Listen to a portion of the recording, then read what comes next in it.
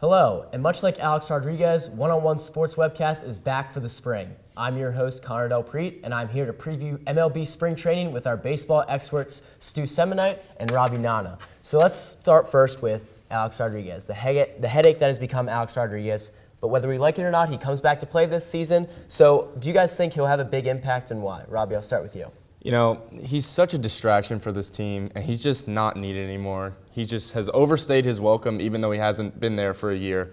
The negative press he brings is just awkward for the team, and especially after they just lost their captain, Derek Jeter. You know, a young team that they're trying to rebuild a little bit is not really going to know how to handle it, and I think it's going to affect the team very negatively. Plus, they got Chase Headley last year, who produced pretty well on offense and is an amazing defensive player. He's got a .979 fielding percentage in his career, and he only made 2 errors with the Yankees last season. I just think A-Rod needs to go. Honestly, before this block, I thought that A-Rod was going to be a more minor distraction, but more I've been thinking about it, he's going to be a big distraction to this team. And you brought up the point about Headley. He's a great player. A-Rod right now is just really going to be a DH, and they're paying who knows how much for a DH. You don't really need that. Yeah, exactly. Just go out, grab some guy for cheap. Exactly, and A-Rod is not the answer for this team. There are a lot of other great players on that Yankees team. A-Rod, if anything, he'll just be a distraction. But moving on to a more consistent player, but maybe a less consistent program, the Miami Marlins, signed Giancarlo Stanton to that big deal this year. So how far do you think Giancarlo Stanton will take this new-look Marlins this season? Well, honestly, I think he's a big part of this team. I believe it's the pitching staff that's going to do a bigger job. That they signed Herron, they got Fernandez. So Fernandez. So they have a couple other guys, and they're building a good pitching staff. Right. Now Stanton's going to do a good job bringing the offense, but they really need that pitching to be there because that's where they lost a lot of games last year. You know, I'm going to work up that. They did get amazing pitchers, and they do have Fernandez, but unfortunately he's going to be out till the middle of the summer. You know, they're not sure exactly when he's going to be back.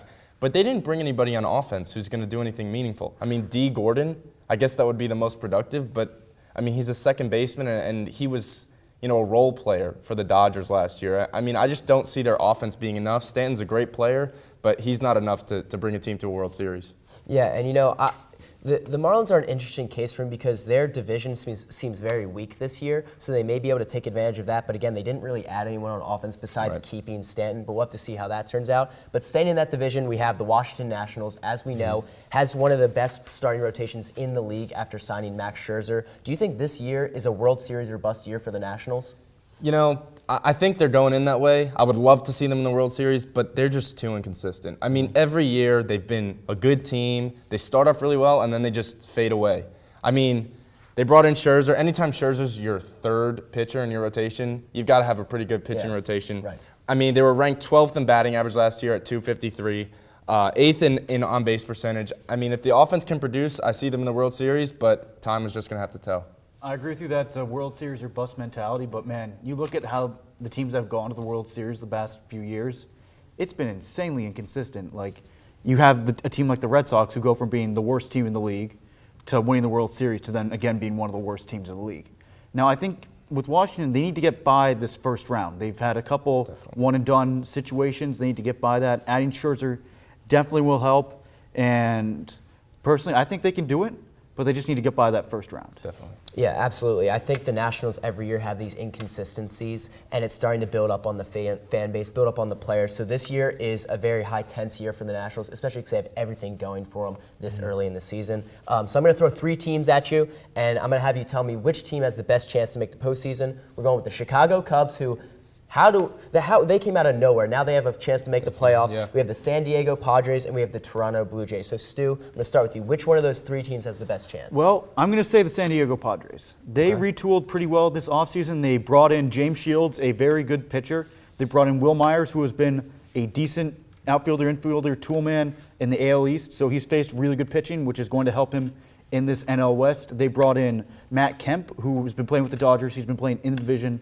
He knows exactly what to expect. Right. And they brought in Justin Upton, who, granted, he's been on a little bit of the decline lately, but I think he's going to pick it back up to where he was in Atlanta for this season. I think that Toronto's in too tough a division to the point where we can say for sure that they're going to the playoffs.